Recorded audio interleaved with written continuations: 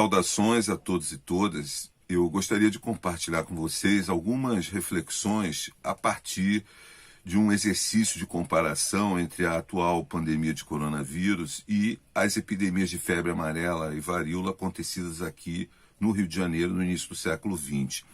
São epidemias que eu tive a oportunidade de conhecer mais de perto a partir da minha pesquisa sobre a construção do Instituto de Manguinhos, fundado em 1900, e sobre a figura histórica de Oswaldo Cruz, que, a partir de 1903, assumiu a DGSP, a Diretoria Geral de Saúde Pública, após prometer ao então recém-eleito presidente Rodrigues Alves a extinção das epidemias de peste, varíola e febre amarela no Rio de Janeiro, então capital federal, em apenas 3 meses. Uma promessa que, à época, a revista de sátira política de humor, o Malho, descreveu assim: algo simplesmente estupendo e profundamente abracadabrante, no sentido de que era quase como se o Oswaldo Cruz estivesse oferecendo, através da DGSP, um milagre, uma mágica, que terminaria em 3 meses com epidemias bastante letais e avassaladoras. Essa palavra, o abracadabrante, para mim é uma chave que me despertou quando eu li a notícia, por volta lá do dia 19 ou 15 de março, se não me engano, da visita do presidente chinês, o Xi Jinping, a Wuhan. Uma visita assim, de celebração do fim, do que seria o fim, aí, entre aspas, da epidemia de coronavírus em Wuhan. Uma visita assim, cercada de uma aura de celebração vitoriosa da ciência chinesa e do governo chinês no enfrentamento do coronavírus. E vejam só que coincidência interessante. A epidemia em Wuhan foi controlada em aproximadamente os mesmos 3 meses da promessa de Oswaldo Cruz. Portanto, daí foi através do abracadabrante que eu liguei a epidemia de febre amarela no Rio de Janeiro, o combate à febre amarela no Rio de Janeiro no início do século XX, ao longo de 1903 e 1904, a epidemia de coronavírus na China, século XXI. Só para vocês terem uma ideia, os números, até onde eu consegui recolher, foram aproximadamente 50 mil enfermos e mais de 2 mil mortos. Uma epidemia controlada, como já disse, em 3 meses. Um resultado abracadabrante, tão abracadabrante quanto o resultado da campanha da febre amarela da DGSP, com Oswaldo Cruz à frente. Para vocês terem ideia, em 1903, quando começou a campanha, o Rio de Janeiro registrou 584 mortes por febre amarela, e ao longo de 1903 foi empreendida então a campanha através do Serviço de Profilaxia de Febre Amarela. E em 1904, o registro de mortes por febre amarela no Rio de Janeiro indicava apenas 48 mortes, quer dizer, menos de 10% do ano anterior. Ambas as operações, então, unidas, digamos assim, por esse abracadabrante, por esse resultado extraordinário, surpreendente, foram operações de guerra, né?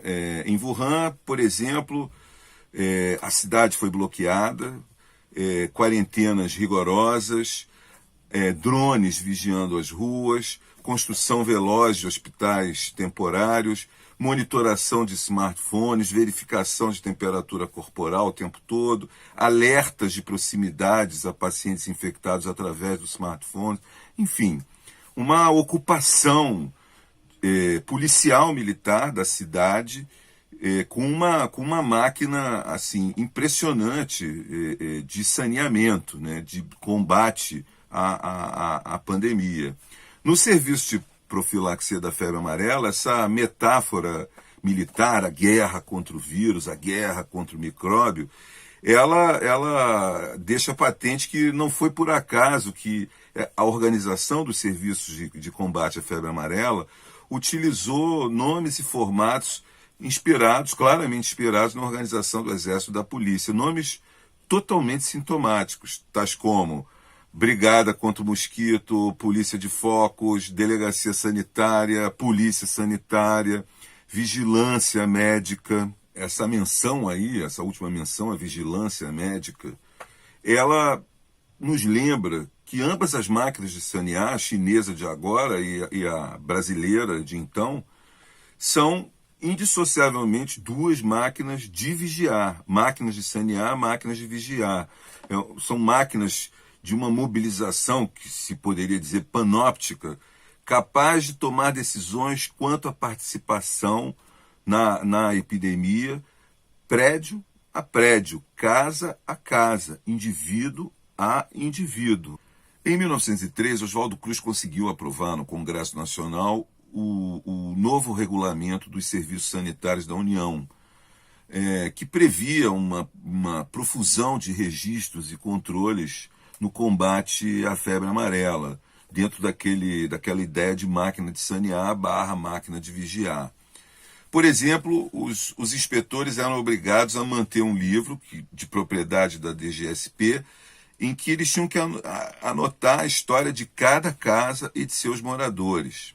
Ele ainda tinha que deixar em todas as casas visitadas um documento datado e assinado, o boletim de visita domiciliária, no qual deveria constar, abre aspas, as condições higiênicas em que foi cada uma encontrada, recomendando por escrito ao morador as medidas que se tornarem necessárias, fecha aspas.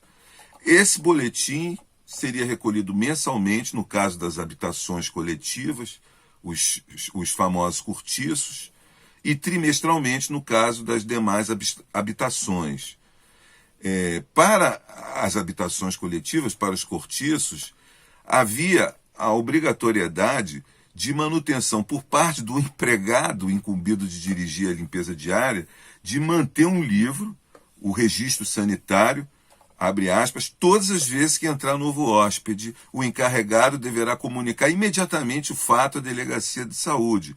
Todas as vezes que um hóspede mudar de aposento em uma casa de habitação coletiva, deverá o fato imediatamente ser comunicado à delegacia de saúde. Fecha aspas. As casas também teriam cada uma a sua própria história sanitária, e quem fosse alugar uma casa podia requisitar à DGSP o histórico daquela casa. Mais ainda, o regulamento sanitário ele impunha a colaboração de todos para dizer à DGSP se tinha algum doente acometido de alguma moléstia infecto-contagiosa. Estava todo mundo obrigado a dizer isso. Imediatamente, sempre com esse advérbio, imediatamente. Comunicar à delegacia de saúde do distrito, né, a existência desse doente ou dessa doente. Quem era o responsável por fazer isso? O responsável pela casa, ou o chefe da família, ou o parente mais próximo do doente que residisse naquela casa, ou o enfermeiro, ou qualquer pessoa que estivesse acompanhando o paciente, ou, na falta de qualquer uma dessas pessoas, o vizinho mais próximo. No caso dessas habitações coletivas, dos cortiços, independentemente de alguém que já tivesse notificado a existência de algum doente, os seus encarregados ou os responsáveis do cortiço estavam obrigados a comunicar a ocorrência de qualquer doença infecciosa. Os médicos, por sua vez, também obrigados, mesmo que não fosse paciente sob sua responsabilidade direta. Ele tinha que enviar, aspas, no mais curto espaço de tempo possível e pelo meio mais rápido, à delegacia de saúde mais próxima, uma notificação escrita em que estejam consignados o nome por inteiro do doente, sua idade, sexo, rua e número da casa e número de dias da moléstia, fecha aspas. E, para garantir que todos participassem, o regulamento elencava uma série de punições, especialmente rigorosas no caso dos médicos, e também elencava prêmios. Quer dizer, o médico que fosse punido por não comunicar a existência de um doente recebia uma multa pesada, e quem tivesse denunciado o médico ganhava metade dessa multa. Então se punia e se premiava. Quem quem vigiava também ganhava uma parte dessa ação de vigilância. Outro quesito importante dizia respeito às edificações. Então, as casas, os cortiços, os estabelecimentos que porventura não fossem saneáveis, o inspetor sanitário tinha de intimar o seu proprietário, ou o seu locatário, ou o seu arrendatário, a desocupá-las e, em seguida, ou fechá-las, ou reformá-las, ou até mesmo demoli-las. Vê-se claramente a dissolução aqui da fronteira entre o público e o privado. Assim como a gente vê claramente que os higienistas estavam firmes no propósito de mudar o comportamento humano, mudar o comportamento da população. A doença já não era mais um infortúnio privado, mas era uma ofensa à ordem pública. Essa cena, a cena da doença, até então ocupada pelo médico e o seu paciente, agora tinham novos personagens. Os micróbios, o revelador dos micróbios, o higienista, o prefeito, o serviço de desinfecção, os inspetores, os agentes de saúde pública, as estatísticas, todo mundo no encalço de micróbios. E em busca desses micróbios, você podia alcançar assim, o mais recôndito da intimidade dos lares para matar mosquitos, à época, fazendo queimas sucessivas de enxofre ou de piretro. O piretro era um inseticida botânico. E para garantir que nenhum mosquito escapasse vivo, os agentes da saúde pública podiam entrar e abrir as gavetas, tirar as roupas, sacudir, abrir os armários, tirar tudo de dentro dos armários, para garantir que não sobrasse nenhum mosquito vivo. Quem tivesse ali, o morador, poderia reclamar, sim, mas só poderia reclamar por escrito depois da terminação do serviço. Como vocês podem ver, uma máquina muito azeitada, muito coordenada e muito dura, duríssima. Na varíola, a mesma coisa, na luta contra a varíola. Só para esclarecer que Oswaldo Cruz não conseguiu que, em 1903, na aprovação dos serviços sanitários da União, fosse incluída a obrigatoriedade da vacinação antivariólica. E isso acabou acontecendo em 1904, quando o Congresso finalmente aprovou a lei que impunha a obrigatoriedade da vacina, e logo depois foi publicado o regulamento, né, da campanha de vacinação antivariólica. E esse regulamento acabou vazando e acabou sendo contestado nas ruas, constituindo o famoso episódio da revolta da vacina. Esse regulamento da vacinação antivariólica também era duríssimo. O atestado de vacinação só seria válido se preenchido em um impresso oficial, visado pela saúde pública. E sem o atestado, você não podia, entre muitos itens de uma longa lista de proibições, você não podia matricular-se em estabelecimento de ensino, empregar-se em obras, comércio, indústria ou casa de família, comprar passagem interestadual, ser funcionário público, votar, ser votado, entrar para a Guarda Nacional, se hospedar, nem mesmo casar se podia sem o atestado. Bem, portanto, aproximar ambas as versões da máquina de sanear / vigiar, a chinesa de agora e a brasileira do começo do século XX, a gente tem um comentário do Bruno Latour, um comentário recente, que parece feito sob medida para a situação que nós estamos vivendo. Abre aspas. A originalidade da situação atual, me parece, é que nós estamos encenando coletivamente a figura da biopolítica que parece ter vindo direto de uma palestra de Michel Foucault. A referência do Latour diz respeito ao que o Foucault comentou sobre o aparecimento no fim do século XIX de algo que já não era mais uma anátomo-política do corpo humano, mas o que ele chamou de uma biopolítica da espécie humana. Porque foi por essa época que a medicina passou a incidir ao mesmo tempo sobre o corpo e sobre a população, sobre o organismo e sobre os processos biológicos da vida humana, da espécie humana, e que vai, portanto, cobrir toda a superfície que se estende do orgânico ao biológico, do corpo à população, um poder que se incumbiu tanto do corpo quanto da vida.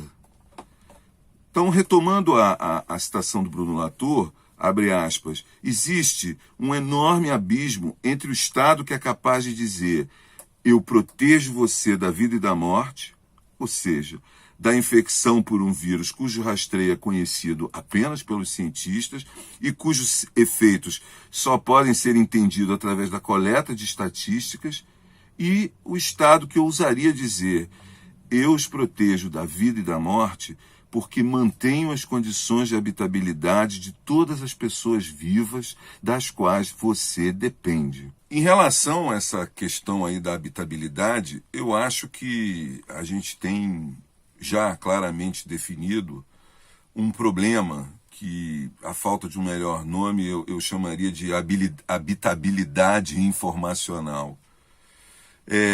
Para vocês terem uma ideia, quer dizer, o que isso quer dizer? Na época da febre amarela, você tinha informações individualizadas de uma determinada pessoa, de uma determinada casa, de um determinado cortiço. Essas informações tinham de ser levadas à DGSP e era necessário um tempo para reuni-las, compilá-las, para só então poder construir um panorama, uma estatística que informasse sobre a marcha da pandemia ou da epidemia. Hoje, com as tecnologias de informação e comunicação, você coincide a monitoração individual de um indivíduo, de uma pessoa, de uma casa, com a informação global. Ela se dá ao mesmo tempo. Então, uma máquina de vigiar com o apoio da tecnologia de informação extremamente poderosa e extremamente panóptica. Quer dizer, ao mesmo tempo você vê o caso individual e vê a marcha global da epidemia ou da pandemia. Então, qual é a questão que está colocada para nós? Esses sistemas de informação que já estão sendo brutalmente fortalecidos e serão cada vez mais, e serão, mais ainda, serão cobrados novos sistemas de informação mais poderosos ainda, de maior acurácia, que incluam, por exemplo, reconhecimento facial, rastreamento dos smartphones, etc., etc., como é que a gente vai combinar a construção desses sistemas de informação com a democracia?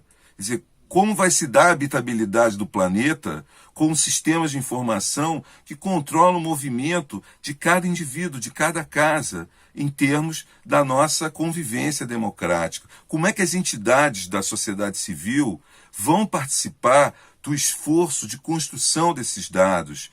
E mais ainda, como é que a sociedade civil vai poder vigiar a vigilância para que a gente possa assegurar o respeito à democracia, o respeito à privacidade, o respeito às liberdades individuais? Essa é uma questão que está colocada na ordem do dia. Outra questão interessante que surge aí desse exercício comparativo entre Wuhan do século XXI e Rio de Janeiro do século XX é a questão da ciência, da autoridade da ciência, da legitimação da ciência para as ações empreendidas no combate à epidemia, à pandemia. E também a questão da ciência, da sua autoridade ser legítima, porque ser uma autoridade voltada para a nossa proteção, a nossa salvaguarda, o nosso bem. Interessante é que Wuhan, as ações em Wuhan foram empreendidas a partir de uma hegemonia no seio da comunidade científica em termos do que deveria ou deve ser feito em relação ao coronavírus, que é o isolamento social. Vejam bem, eu não estou falando consenso, que todos acham a mesma coisa, que todos os cientistas estão absolutamente convictos daquela mesma ideia ou daquela mesma proposição, mas uma hegemonia, quer dizer, a boa, imensa maioria da comunidade científica endossa a tese do isolamento social. Na questão da febre amarela do século XX, a gente não tinha essa hegemonia em relação à forma de combater a febre amarela.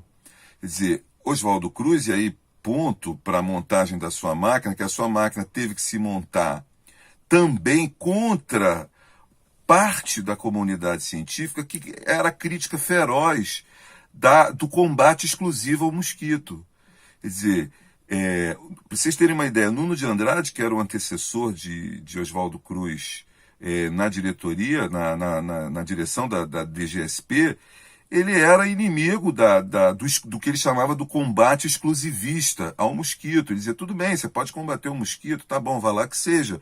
Mas tem que fazer as quarentenas, tem que cuidar dos miasmas, tem que cuidar dos eflúvios, enfim, e tomar uma série de outras medidas sanitárias que não o combate exclusivo ao mosquito. E também uma dificuldade maior para montar a máquina no Rio de Janeiro no início do século XX, que era o fato de que a intervenção do Estado em termos de saúde pública, quer dizer, esse apagamento que eu acabei de comentar um pouco atrás entre o público e o privado, ainda era uma coisa muito nova para o nosso país. Era uma coisa ainda não muito clara. O direito, entre aspas, aí, que o Estado teria de intervir na propriedade privada, de intervir na vida de um cidadão. Rui Barbosa, quando falou sobre a vacina antivariólica, ele falou, o Estado tem o direito de fazer um monte de coisas até a pele que me reveste. Da pele que me reveste para dentro, sou eu que mando, sou eu que autorizo. Esse é um direito meu individual, garantido constitucionalmente. Então, portanto, não pode me vacinar, não pode colocar dentro de mim algo com o qual eu não concordo. Então, para vocês terem uma ideia da atmosfera com que se construía aquele momento no Brasil, especificamente no Rio de Janeiro, essa nova forma de disciplinar a vida social, ou, como disse o Bruno Latour, a biopolítica, né, tal qual surgida de uma aula de Michel Foucault. Outra coisa interessante a observar a respeito dessa autoridade da ciência é quanto à sua capacidade ou quanto à sua característica de produzir o bem, de nos salvaguardar, de nos proteger, de atuar sempre em favor da humanidade. É bom sempre alertar que essa ciência também foi responsável pela eugenia, pelas bombas de Hiroshima e Nagasaki e uma série de outros exemplos em que a ciência não funcionou exatamente para o nosso bem ou para a nossa salvaguarda. Também é interessante observar que os mesmos governos que hoje louvam e se orgulham de acolher e acatar a autoridade, a indicação da ciência, são os mesmos governos que se recusam a acatar e acolher a autoridade da ciência no que tange ao aquecimento global. Quer dizer, o aquecimento global tem uma posição hegemônica em termos da comunidade científica, que é a tese antropocêntrica, ou seja, somos nós, os humanos, e o nosso modo de existir nesse planeta, que é o principal responsável pelo desastre ecológico, pela destruição do meio ambiente. Portanto, a tese antropocêntrica, que inclusive rendeu o prêmio Nobel ao IPCC, quer dizer, essa hegemonia não é acolhida por esses governos. Nós continuamos a pleno vapor com o mesmo modo de existir no planeta, com a mesma força dessa máquina destruidora do nosso meio ambiente, de destruição das nossas condições de habitabilidade, conforme indicava a citação do Bruno Latour. Quer dizer, isso é uma coisa bastante interessante de perceber. E, por falar em antropocentrismo, que tal trazer a voz do vírus e a voz do mosquito a esse pequeno exercício de comparação entre Wuhan e Rio de Janeiro, pela via da inspiração literária? Eu trago aqui um texto escrito pelo Olavo Bilac na época da campanha da febre amarela, que é um diálogo entre um humano e um mosquito, em que o mosquito começa o diálogo dizendo: o que sei, meu caro amigo, é que se nós somos os transmissores únicos da febre amarela, a febre amarela há de ser eterna sobre a face da Terra, tão eterna quanto a tolice humana. E o humano responde: por que, mosquito pessimista? Ao que o mosquito responde: por quê? Porque nós somos inextermináveis. Em nossa raça, a pequenez do indivíduo é compensada pela vastidão da espécie. E é isso mesmo, quer dizer, nós continuamos não só com o mosquito, e não só com a febre amarela, como também adicionalmente com a dengue, com a chikungunya. E agora trazendo a voz do vírus, um monólogo do vírus, ele circulou há 1 ou 2 semanas atrás, de autoria desconhecida, e que diz o seguinte: nós, é a voz do vírus, nós somos os vossos ancestrais, como as pedras e as algas, e bem mais que os macacos. Nós estamos onde vocês estão e também onde não estão. Que pena que apenas reconheçam no universo aquilo que se vos assemelha. Olhem para mim como vosso salvador e não como vosso coveiro. São livres de não acreditar em mim, mas eu vim desligar a máquina cujo freio de emergência vocês não encontram. Eu vim suspender a operação da qual vocês são reféns. Eu vim expor a aberração da normalidade. Ou seja, que normalidade é essa que nós vivíamos antes da pandemia e a qual normalidade nós vamos voltar depois da pandemia? Essa também é uma pergunta crucial. Quer dizer, nós vamos continuar com essa máquina de destruição do nosso meio ambiente, das nossas condições de habitabilidade? Eis a pergunta. E eu acho que chega no momento, depois de ouvir o vírus e o mosquito, que eu acho que posso dar aqui por encerrado esse exercício de comparação entre Wuhan e o Rio de Janeiro. Agradeço a atenção, espero ter trazido alguma inspiração para melhor compreender e melhor conviver com essa situação, esse quadro de pandemia que estamos atravessando. Muito obrigado.